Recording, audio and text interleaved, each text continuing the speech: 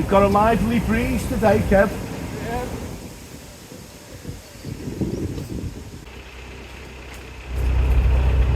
I'll push your front end down, Kev. I'll push your front end down when you're ready. Yeah, all good.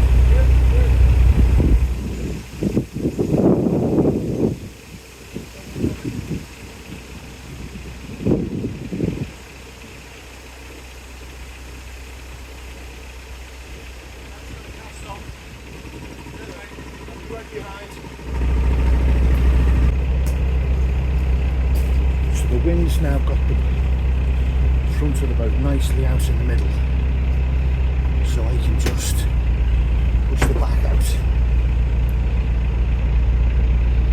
Good to go. That's it, that reattach the centre line. Took it off to do some painting a few days ago on the centre of the roof. Had to sand back and had to mostly go back to the bare metal where the coal had ruined the paint.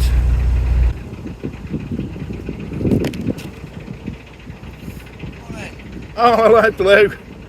I'll see you further down maybe, mate. Alright. Have a nice day, mate. Morning. So 2 residents wishing me a good morning there. Well, the lady anyway. So I'm heading down towards the loch at Fenny Stratford. And Kevin very, very generously has gone on ahead. He was ready first. He's taken his boat down there and he's tied up just, and he's going to start working on opening the lock. And that'll be most welcome. With a bit of luck, Kevin will have the lock open, lock gates and the swing bridge. Try and squeeze in. That's okay. The wind, I suspected the wind was going to be a problem here, and it is. Oh, he's pushing the gates open, I'm in. Brilliant. Absolutely bang on time, look at that. What a legend. There's only one gate open, so I'm going to do this very carefully.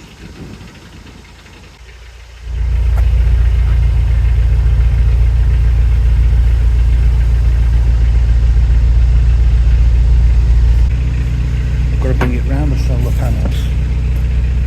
I'll basically stand here.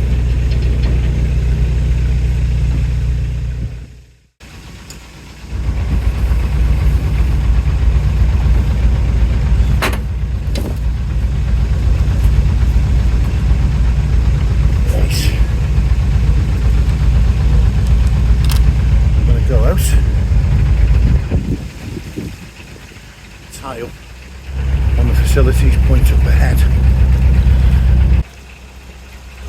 and then we'll head off south.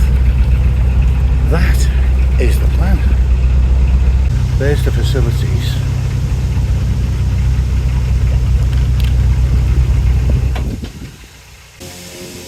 Okay, nudge of brain, that's not too bad. Once the back end's in, I can stop it.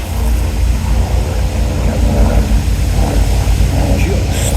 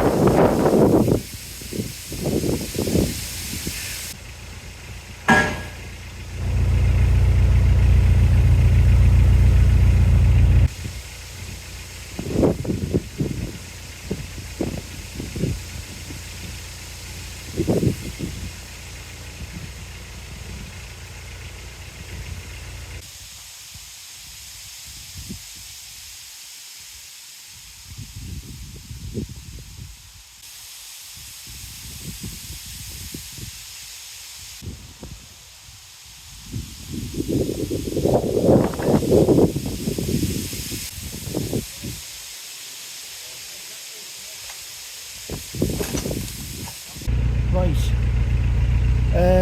Right.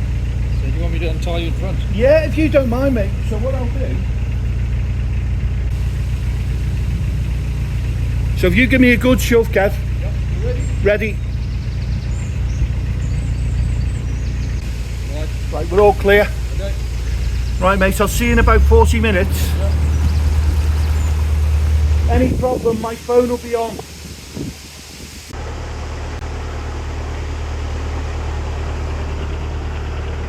Right, so there's Kevin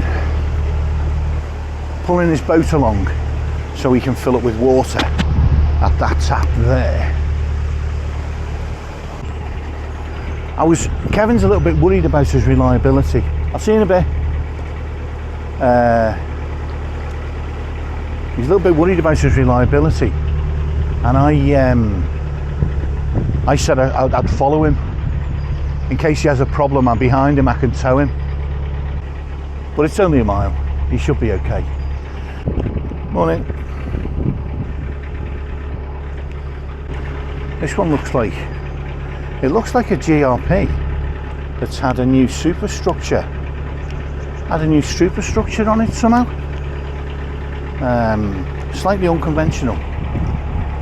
But look, you know, there's a whole range of people on these waterways with a whole range of budgets. You know, there are canal enthusiasts who've got, you know, a really nice house, cottage, something, you know, with big gardens like in the Cotswolds or so, you know, a nice country house worth like £1 million or so. But they love the canals and waterways so much that they can also afford to keep a shiny, almost new narrowboat. Some of them aren't new, but you know, they could afford it, and some of them do that. Keep it in a marina for most of the year and just do summer trips on it. You know, so that's the top end, I would say. I mean, you had people like Timothy West. Timothy West was a rich man, well, wealthy man, an actor, he did very well. So there's a whole range down to people who are on benefits, you know, who've got potentially some of them an old GRP boat that's past its best, you know, not wanting to sound disparaging, honestly not wanting to sound like that, but, you know, past its best. With a you know, half knackered outboard engine puttering away behind, whatever, you know. But they're living the life they can afford to live, as we all do, really. Oh my God, you've got to see this. This is amazing. Vampirate. What on earth? Who could be motivated to call your boat a vampirate or vampirate? I don't even know what the word means. It's a derivation of vampire, obviously. It's a fantastic looking boat. I mean, done out in purple, and it's got a sort of a false registration number, a joke one of 666 on it, along the side. Absolutely brilliant. As long as it's not a real vampire, obviously that would be a bit, you know, we're not up for that, are we? Let's be honest. So you come across so many different types of boats. It does make these waterways, it does add to the interest. I love it that they're not all, you know, what's homogenous. That they're not all trads, you know, or they're not all my type, you know, the sort of, the traditionalists call this like a floating caravan with that pram hood that they don't like on the front, and so on, various things. There's a lot of things they don't like, the traditionalists. Here we go, so here's a little tiny marina thing. What's this? Fenny Stratford, something charging. Oh, a charging point for a boat. Oh my God. That's on the bank. A charging point for electric boats. And they've got a canal festival, it says here. First full weekend of August, 11 till 5. Bridge 96 to Bridge 97. First weekend of August, right, okay, well, I'll make sure I avoid that. I've never been one for crowds, really. They exhaust me, crowds of people. It vexes me and exhausts me, tires me out. I'm not a natural, what's it called? I'm struggling this morning. An extrovert. I'm not a natural extrovert, I fear. I think I'm more naturally an introvert who enjoys interacting with people, but just, you know, limited times kind of thing. Here's another one, look. I am loving this, look. There's another little tiny one here. Witchcraft. One imagines possibly a female owner, perhaps. A female liveaboard. But it could be a guy, you know. Let's not be sexist about witchcraft. You get male witches, can't you? Warlocks? Oh, I don't know. I don't know, and you don't care. So let's just leave that. Just brilliant names. Look, it's another one. Horick the snail. I've got to show you these names are brilliant. Horick the snail. Genius. These are visitor moorings, these, so not all these people are just cruising through. These are not permanent moorings, they're all just on their way through. You can't help wondering what about the personality of the guy, or indeed gal perhaps, who called their boat Vampirate. What kind of a person? Sense of humour, clearly, you know, so you can't knock him for that. Flawless sense of humour. But also, I feel like, as a sort of certified, you know, fully paid up coward, I feel like you're inviting, do you know what I mean? I feel like you're, I don't know, taking a bit of a chance kind of thing, calling you, but what if any vampires are flying past? They go, oh, he'll be our mate in there, you know, let's go and say hello. Or, what's that cheeky bastard doing? Is he taking the mick out of us? You know, this stupid boater with his sense of humour, you know, we'll have him, they might say. Listen, I know vampires don't exist, I almost know, right? I almost know. But I do believe there are things we don't understand. And so if there are things we don't understand, and I don't know what they are, I haven't got a definition well, I've got some theories, because I've seen some very strange things that I'm not willing to accept are the conventional explanations. I'm not willing to accept them.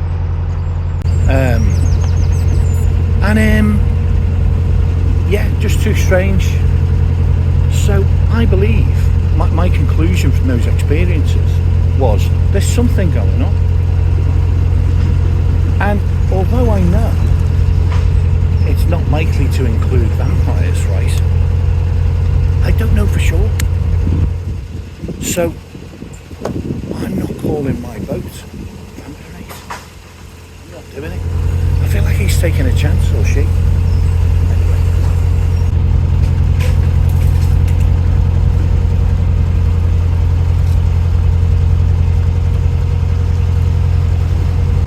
Kevin's turning back, going back towards his home mooring in a few days. So we're sort of just having a last week or so together. So I'm travelling slowly. But I've reached the edge of Milton Keynes, really. Papillon there. Or as I called it in 1973, Papillon. What a lovely language that is, by the way. What a fantastic language. Surely French is the most beautiful language to listen to. You know, people say like German is a bit harsh sounding. Apologies to any Germans obviously listening, but it's getting more open on the left, by the way. Further north, there were some towns or little villagey estates, I don't know, dotted around on this side of the canal. Milton Keynes is sort of on this side. Well, it's not Milton Keynes anymore, is it? It's Bletchley now. we've kind of really, I don't know, anyway, what it officially is it Porter Milton Keynes or not? Don't comment, because, you know, seriously, I don't care. You don't care, or most of you don't. Imagine some guy. Bletchley is actually officially part of the parish of Milton Keynes. Or, more likely, Bletchley is part of the parish of Milton Keynes, isn't it? Map it. Which would be fair. But yeah, I love the imagination of it, some of these names.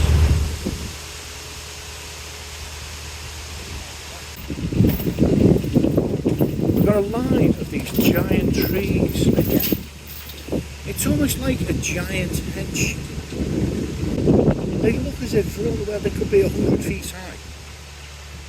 I mean, I just don't know. Could be more.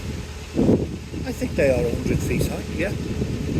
Like some kind of giant thin hedge. How do they not just fall over in a storm? You know, herons are so still that sometimes when you see like a fake one, like a statue of a heron, you have to look at it for a while to make sure, to be sure that it is a statue or a model or whatever. Anyway, there you go. You know, interesting observation. I don't think. Something just landed. You can get lost. You are not. No. Little bastard. I don't know what it was. Like, could it be a miniature horsefly? As soon as we get out into the bloody rural bits, the horse. Anyway, possibly it wasn't. I think it might have been. You know. Jesus Christ. Oh my God. Lost. I've got to watch out. This has turned into a bit of a horsefly alley. Holy shit, suddenly shit just got real. And it wasn't arsed, it was landing on me. Sorry for the squealy voice, but it was landing. I waved and it still came and landed on me. Shit, what's that?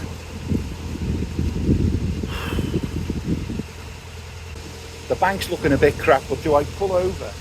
And yeah, there's one there. Holy f***. Guys, that right, I know now that was a horsefly. Seriously, that I know my enemy is close. I feel like that stretch back there, if it wasn't for the wind, would have been even worse, and I would have had more trouble. Potentially, you know, with deadly, well, not deadly for the horseflies, I would hope. You know, if I'm on top of my game. There's a family just there, and there's a family just here who look a bit younger.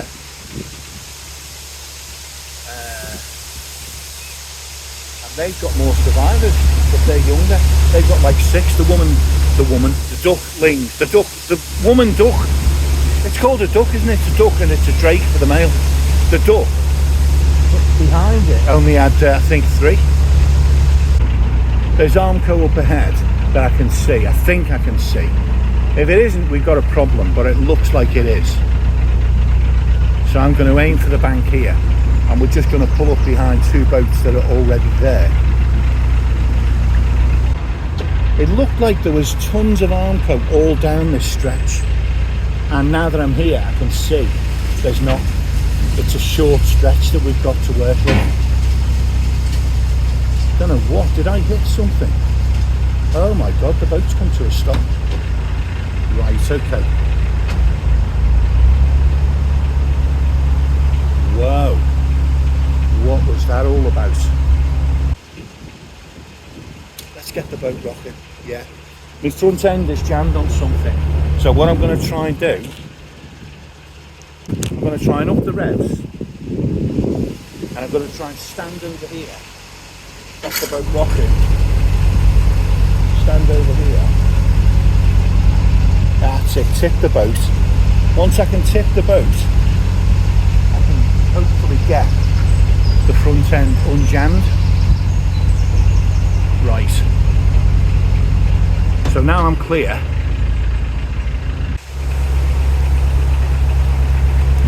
So I'm going to go in. Right, so I need to warn Kevin as well to come in at a steep angle. Don't know what it is. There's something in the water just before the start of the Armco here. It just stopped me dead. The boat stopped dead when it hit it. It sounded metallic, but I don't know. So now I'm going to come in. This is just going to be a mess now. Okay, I need to go into reverse now. I'm going to steer forward and to the right, and then when I'm pointing across the canal, I'm going to reverse. Okay, and my back end should then come in.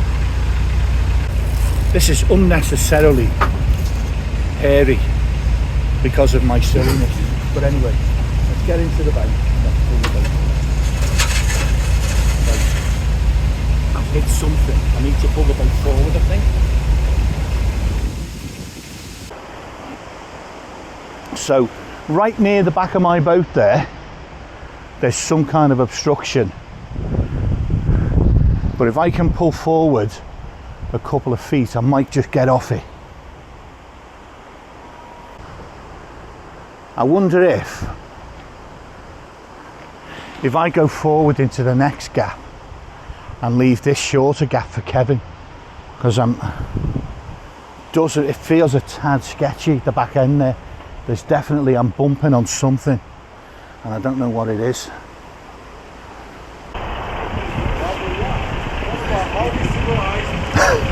Are we going at a civilized pace? Do you know, I don't know. I'm a savage anyway, so what can I say? You know, I'm crazy. Do you look bored? I do, yeah. It's okay, it's very different, but yeah, I've been living about 5 years now. Yeah, it's very interesting, yeah. It's a nice lifestyle, yeah, definitely. So this is going to be a bit crazy. I've got to push out the front end into the cut. I can't jump on the back end because it's too far out. I'm going to have to push out the front end, and then I'm going to have to sort of run along the gunnel. And I don't even know how that's going to happen. So I'm going to throw the rope on, and then I'm going to push the front out and run along the gunnel, because I can't pull the boat in here. Okay. I don't like losing my control of the boat, but I know the front end's here, so I can get back on. Right, okay. Let's hope nobody comes out here. Okay, so I'll push the boat out, hopefully enough. The wind is doing its naughty work, and the back end actually is coming in. Back end's coming in now, due to the wind and my push. So,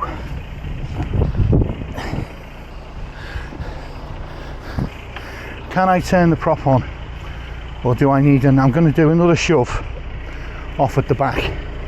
Let's give myself a shove off. I want to be clear of whatever the underwater obstruction is. Whew. Before I do what? Start the prop. The wind is not making this any easier. So let's get some reverse on, take the forward speed off, and just nose in. And basically try to take all my forward speed off, or 95% of it, all 3 miles an hour. Trying to turn the back end on and then reversing like this, and hopefully I can get this stern in close enough to jump off.